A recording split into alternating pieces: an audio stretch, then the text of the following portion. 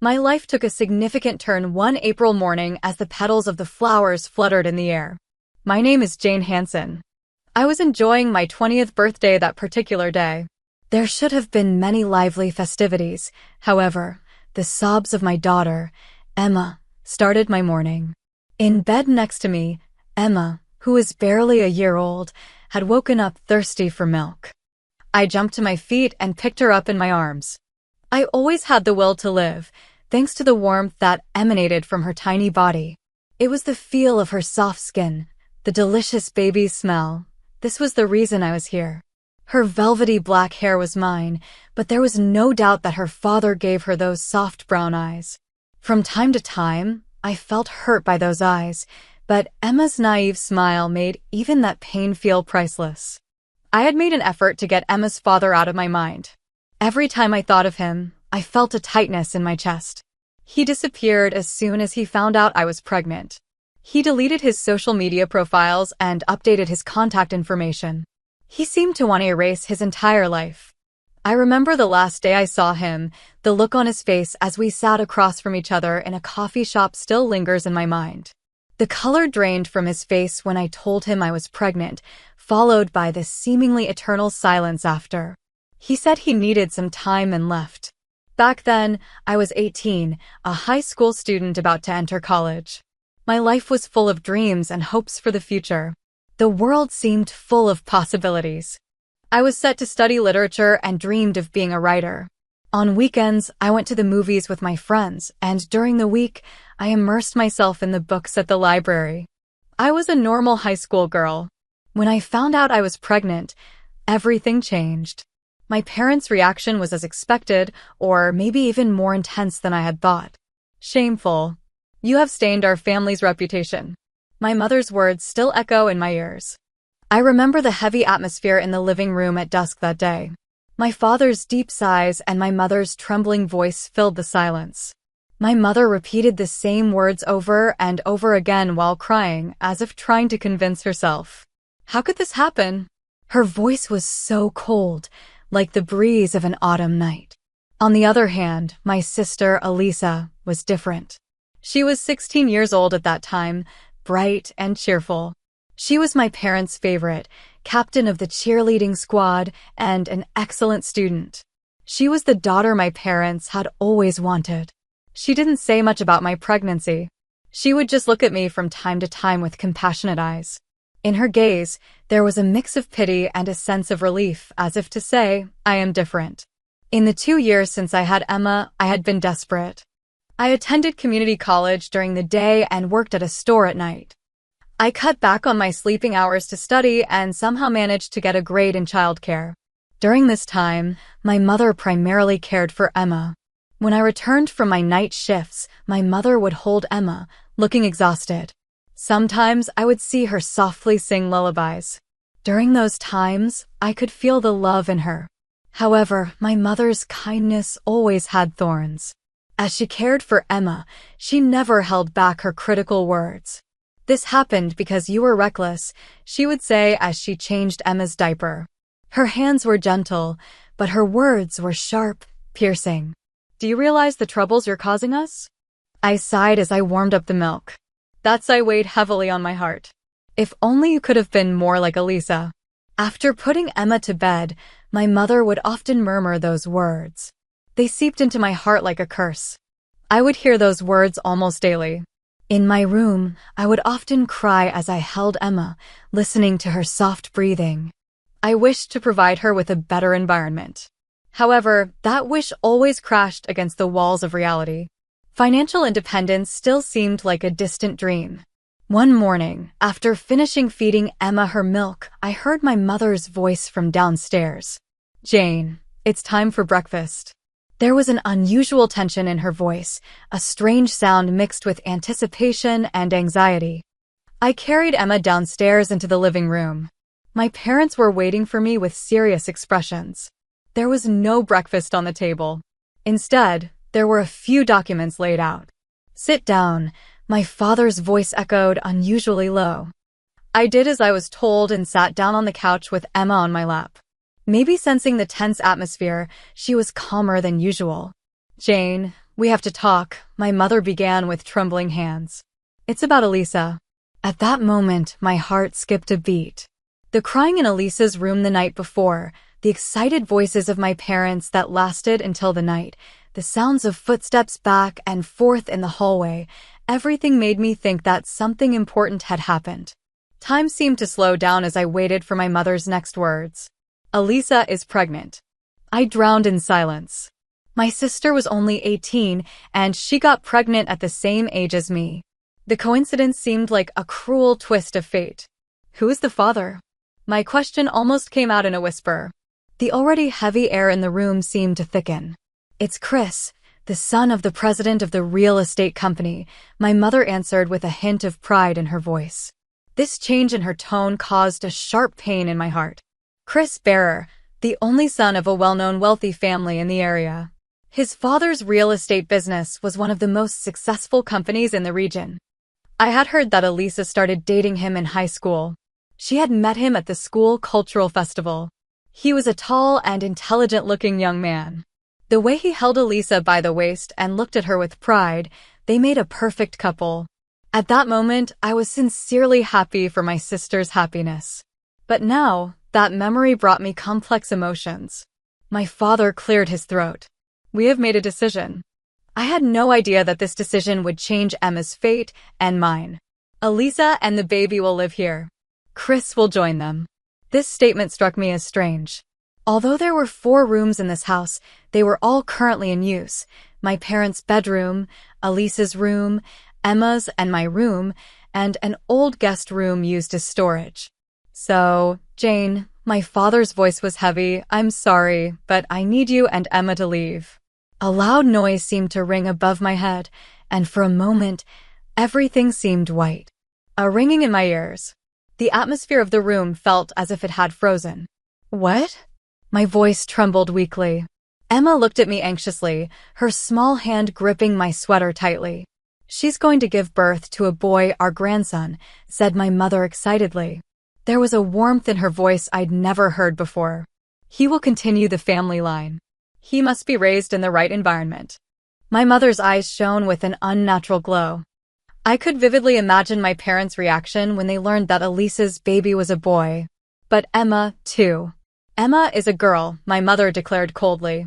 There was no trace of kindness in her voice. "Besides, you're a single mother. That affects our reputation." At that moment, everything became clear.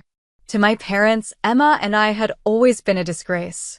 On the other hand, Elisa's pregnancy was a blessing because the father came from a wealthy family and the child to be born was a boy. Emma coughed softly. That sound brought me back to reality. I had to protect this girl. I had to secure her future when we had to leave. My voice was surprisingly calm today. My father replied, "Chris is moving tomorrow." It seemed like a nightmare, but it was reality. "Okay," I said. I got up and hugged Emma. She, unaware of the situation, smiled innocently. That smile almost tore my heart out, but I couldn't cry in front of her. That morning, I frantically packed our belongings, putting the essentials into cardboard boxes. Tears ran down my face.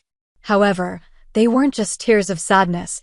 They contained anger, disappointment, and, strangely, a feeling of liberation. Living in this house, always aware of the gazes of others, those days were over. Although reality was terrifying, it also marked a new beginning. Elisa remained locked in her room. From time to time, I could hear her cry through the door. The sound of her crying seemed to contain complex emotions. Was it guilt, regret, or simply hormonal changes due to her pregnancy? I couldn't understand. Was my sister's heart suffering from this situation, or was she simply stressed by the pregnancy?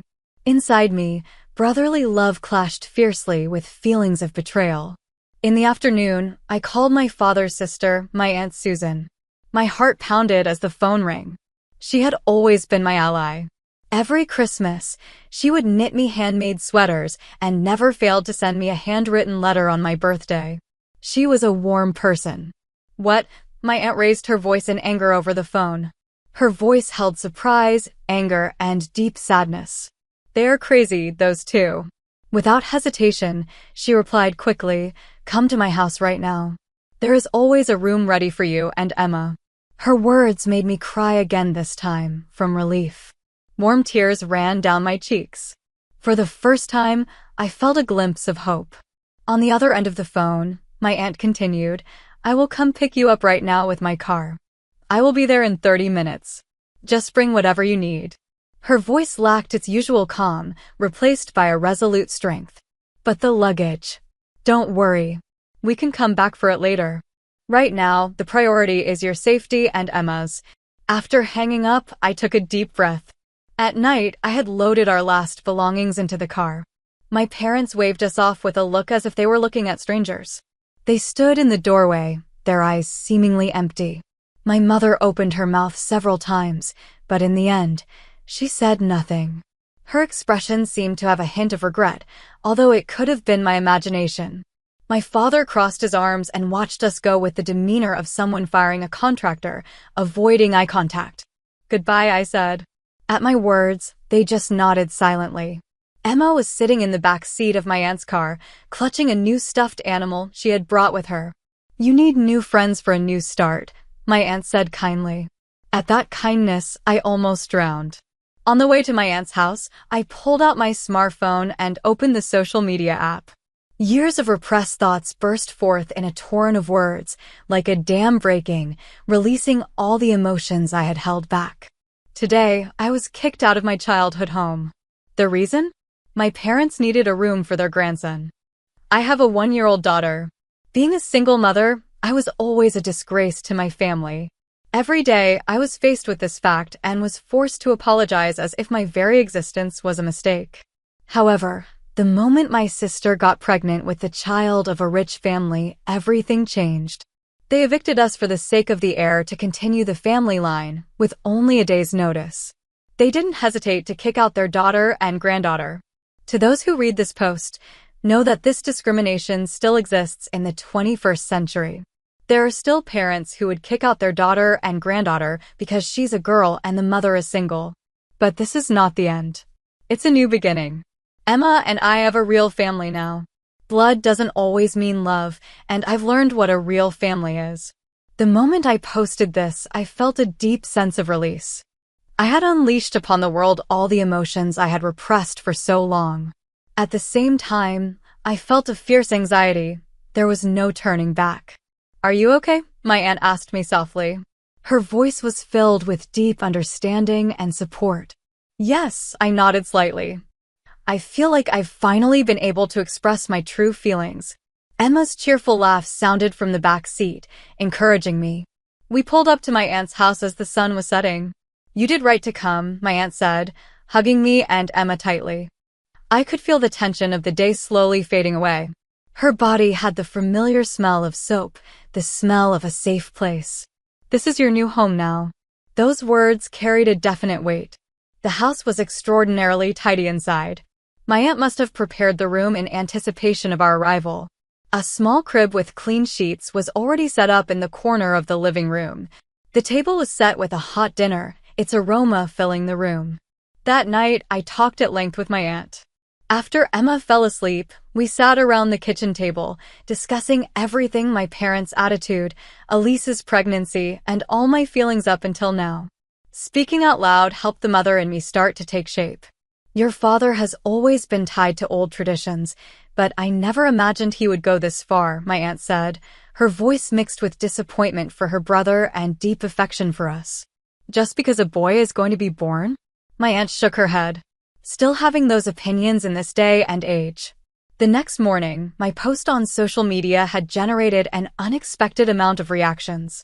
Notifications flooded my smartphone screen, thousands of shares, tens of thousands of empathetic comments, and words of encouragement from strangers. "It does say the right thing," I expressed my anxiety while making breakfast. "It's gotten so big." "You did the right thing," my aunt said firmly. "Nothing changes if someone doesn't talk." That afternoon, my grandpa called. "Jane, is that true?" His voice was shaking with anger. The usual calm had disappeared, replaced by intense emotion. "Yes," I answered out loud. "Grandpa, everything is true." "I see." After a long silence, my grandfather spoke in a deep voice. "Tomorrow, we will come, your grandmother and I. Let us hear everything."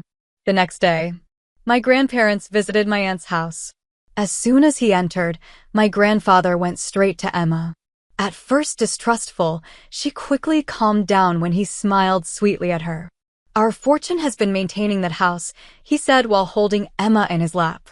His voice contained deep remorse. "And yet, they threw out their daughter and granddaughter." My grandparents were rich. The house my parents lived in had been bought with the help of my grandfather, a fact that I had not known until then. The big house, the well-kept garden, everything was maintained by my grandfather. "Perhaps our fault was the silence," said my grandmother in a low voice, with tears shining in her eyes. "We have spoiled them too much." "If they do not accept you," said my grandfather firmly while Emma fell asleep in his lap with her new stuffed animal, "the entire inheritance will go to you and Susan." Those words transformed the situation. His voice carried resolute determination. It was not a mere threat, but a clear declaration of intentions. "Dad," my aunt choked. "Susan, I trust you to use it correctly," my grandfather continued, addressing Jane and Emma. My grandmother nodded silently. "It is difficult for us to make such a decision," my grandfather said softly, stroking Emma's hair. "But sometimes it is necessary to make difficult decisions." From that night on, my parents' calls were incessant. At first, I ignored them, but little by little, the frequency increased. "Jane, let's talk." My mother's voice was more distressed than I had ever heard it. "There has been a misunderstanding. We are family, after all." There was a clear desperation in her voice. They must have realized that my grandfather's decision would directly affect their lifestyle. "You only want the inheritance, right?" I said. There was silence on the other end of the phone. That silence confirmed that my words had hit the nail on the head, her true intentions. I could hear my mother's breathing, increasingly agitated on the phone. "Why are you saying that?" Her voice was shaking. "Because it's true, no?" My voice remained surprisingly calm. "When you kicked Emma and me out, you didn't seem to have any qualms." I also received a message from Elisa. A long text from my sister appeared on the screen. "Jane, I'm sorry. I didn't know anything. Our parents told me that you wanted to go on your own." The smartphone in my hand shook slightly. Maybe part of Elisa's words were true. Maybe our parents hadn't told her the truth. However, that didn't excuse her indifference. I took a deep breath and slowly typed a reply. "Your son is not to blame, but neither is Emma. And neither am I. However, you just stared in silence." There was no response from Elisa after that. Suddenly, Emma jumped into my lap. Her small hand touched my cheek. Her warmth brought me back to reality. A week later, the situation took an unexpected turn. Elisa suddenly left our parents' house. A friend of my mother from the neighborhood brought the news early in the morning. A large car had parked in front of the house, and Elisa's belongings were loaded into it. Our parents tried to stop her, but could do nothing. Chris's father was there to help her. "I have decided to live with Chris," Elisa called me that afternoon. Her voice had a clarity I had not heard in a long time. "What?" "Our parents are doing it wrong. I don't want to be a part of it." Her words aroused complex feelings inside me. Her decision was commendable. It certainly required courage. But why hadn't she realized it before? Why hadn't she spoken up when we were thrown out? "In Miami, Elisa." My voice broke down a little. "Why now?" "Jane, I've been thinking a lot since that day. I've had sleepless nights." Elisa started sobbing on the phone. "Chris's parents have accepted us. They don't care if it's a boy or a girl. This is how it should be." A month later, as promised, my grandparents officially reviewed their will. My parents' inheritance was eliminated, and instead, the rights were transferred to Aunt Susan and me. This news reached me through an angry call from my father. "What have you done?" His voice pierced through the phone. "You plan to betray your family? Betray the family?" I answered in a low but firm voice. "Who was the one who kicked Emma out?" Without listening to my entire answer, my father hung up the phone. In the following months, I worked hard to build a new life. I got a job as a preschool teacher, and Emma started attending the daycare that my aunt ran. I had a hard time reconciling work and childcare, but I no longer felt the loneliness of before. Ms. Hansen, good morning. The children greeted me every morning with cheerful voices. Emma was among them. At first, it was difficult for her to distinguish between teacher and mother, but now she skillfully used both terms. Work was pleasant, and my colleagues welcomed me with affection.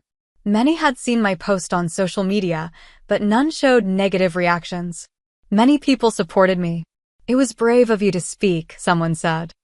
I don't have the courage that you have, Jane, commented a veteran worker at the daycare. The director from the center added that courage can support another person.